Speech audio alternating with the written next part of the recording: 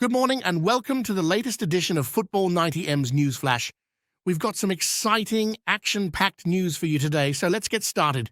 PSG advances to semi-finals. Dembele criticised by Barca fans Usman. Dembele departed from Barcelona in the summer of 2023. Upon his return to Nou Camp, he left Barcelona fans stunned. Dembele, who left Barcelona last summer, put on an outstanding performance to help Paris Saint-Germain come from behind to win in the second leg of the Champions League quarter-finals.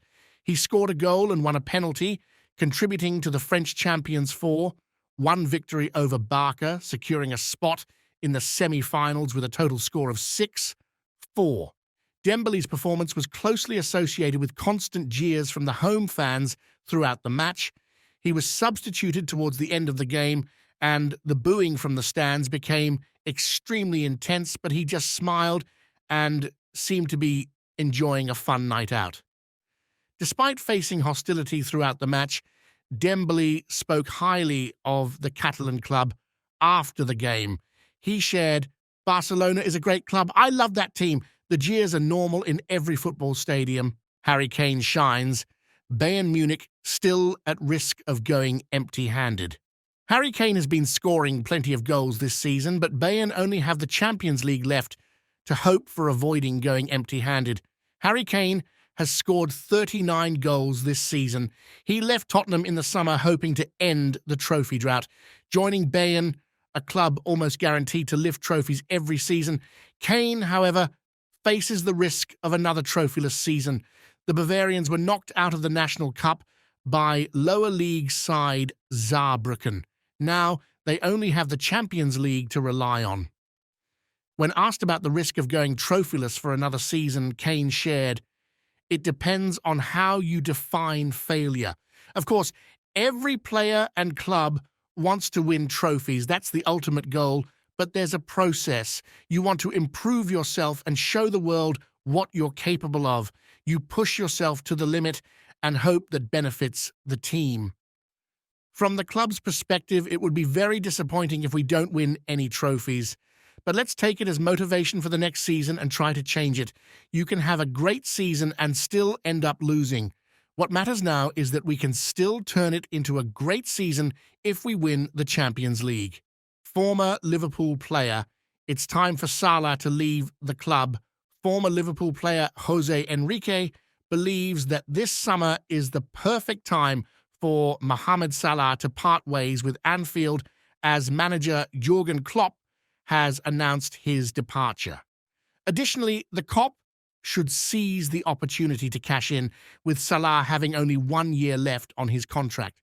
Speaking to Grosvenor Sport, former Spanish defender Jose Enrique said, "If the right offer comes in, I think Salah will leave. I think he really tried to leave Liverpool last summer. The Arab club made a £200 million offer, and they were really serious about it. Jurgen Klopp is leaving soon, so this is the perfect time for Salah to leave the club. A new era is coming, and there will be a lot of changes, so leaving is completely appropriate for Mo Salah. This could be his last big contract in Salah's career. I think he will go to Saudi Arabia."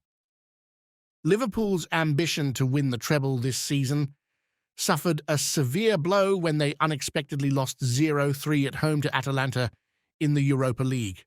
After that, Jurgen Klopp's team once again stumbled in the Premier League title race, losing 0-1 to Palace. The Kop will have to make maximum effort to stage a remarkable comeback on Italian soil. The second leg of the Europa League quarter-final between Atalanta and Liverpool will take place at 2 a.m. on April 19th. Ancelotti matches Zidane's La Liga record with Real Madrid's victory over Mallorca in round 31. Carlo Ancelotti has equaled the record of Zinedine Zidane and become the second winningest coach in La Liga history for the club. Ancelotti's record over 5 seasons in La Liga stands at 131 wins, 28 draws, and 24 losses. Across 2 stints from 2013 to 2015 and from 2021 to the present, Ancelotti has led Real Madrid to 11 titles, including 1 La Liga, 2 Copa del Rey, 2 Supercopa de España, 2 UEFA Champions League, 2 UEFA Super Cups, and 2 FIFA Club World Cups. Similarly, over 2 terms from 2016 to 2018 and from 2019 to 2021, Zidane guided Real Madrid to 172 victories across all competitions, including 131 wins in La Liga.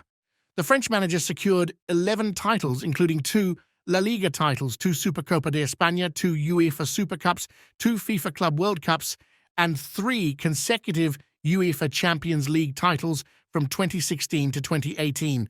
Ahead of the Champions League quarter-final second leg against Manchester City next week, Ancelotti carefully rotated his squad with Eduardo Camavinga, Vinicius, Rodrigo, and Toni Kroos on the bench. Despite a tough match at Iberostar on April 13th, Real Madrid secured 3 points thanks to Aurelien Tchouameni's deflected shot. Ancelotti expressed satisfaction with the win, which maintains an 8-point lead over second-placed Barcelona and brings them closer to clinching the La Liga title. "Every game is like a final," he said. "We're very happy to win in such a difficult stadium. We played well and had a very high level in the second half." Perez ready to bring Garnacho to Real Madrid.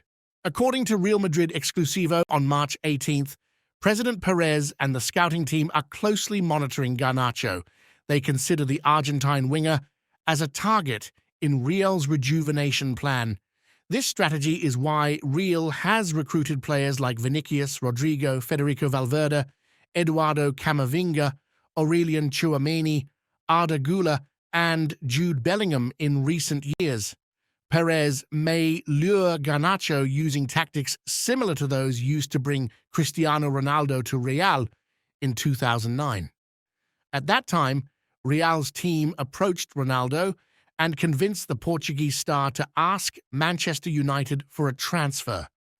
According to Real Madrid Exclusivo, Perez even wants to meet Garnacho when Real visits Manchester for the Champions League quarter-final against Man City in April. If Mbappe joins, Real might have to sell Vinicius to avoid having 2 stars competing for the same position. In that case, the Spanish club could persuade Man Utd to buy Vinicius by offering Garnacho in exchange along with cash. PSG President underestimates Mbappe's role. Despite Kylian Mbappe's brace, according to President Nasser Al-Khelaifi, coach Luis Enrique and the team's collective quality were the factors that helped PSG come back against Barcelona in the Champions League. PSG lost 2-3 at home at Parc des Princes in the first leg. When they visited Montjuic, Barcelona's home ground this season, yesterday they conceded a goal from Rafinha in the 12th minute. However, the tide turned when Barcelona defender Ronald Araujo fouled Bradley Barcola inside the box and received a straight red card in the 29th minute. With a numerical advantage, PSG overturned the situation, scoring 4 goals through Ousmane, Dembele, Vitinha, and Kylian Mbappe's brace to win 4-1, advancing with an aggregate score of 6-4. When asked about Mbappe's role in this victory, Al-Khelaifi responded, "This is a team victory, not that of any individual. PSG won with 11 players on the field." PSG's top executive then continued to emphasize the role of coach Enrique. Today, the team demonstrated a desire to win, character starting from the coach, someone who understands Barcelona very well. Dortmund confident, heading into PSG clash in the semi-finals. After overcoming Atletico, coach Edin Terzic asserted that Dortmund is in good form and ready to face PSG again in the Champions League semi-finals. Dortmund previously encountered PSG in the group stage of this season's Champions League, but failed to secure a win. The German side lost 0-2 as visitors to Paris due to goals from Kylian Mbappé and Achraf Hakimi. At Signal Iduna Park, Karim Adeyemi opened the scoring for Dortmund, but they were still held to a 1-1 draw by PSG. Nevertheless, Terzic is confident that Dortmund is now better prepared to take on the French champions. In the first match, we didn't perform well. In the next match, we adjusted and came closer to victory, the German coach said. I believe Dortmund is currently a stronger, better team than in the two group stage encounters against PSG. This marks Dortmund's first appearance in the Champions League semi-finals since 2013, when they reached the final and lost 1-2 to Bayern. Dortmund has also extended their unbeaten run at home in the Champions League to 10 matches with 6 wins and 4 draws, a new club record in the competition. That's all for today's video. I hope you enjoyed it and learned something new. If you did, please give it a thumbs up and subscribe to my channel for more football news and analysis. Also, don't forget to check out the links in the description for more information on the topics we discussed. Thank you for watching, and I'll see you next time. Bye.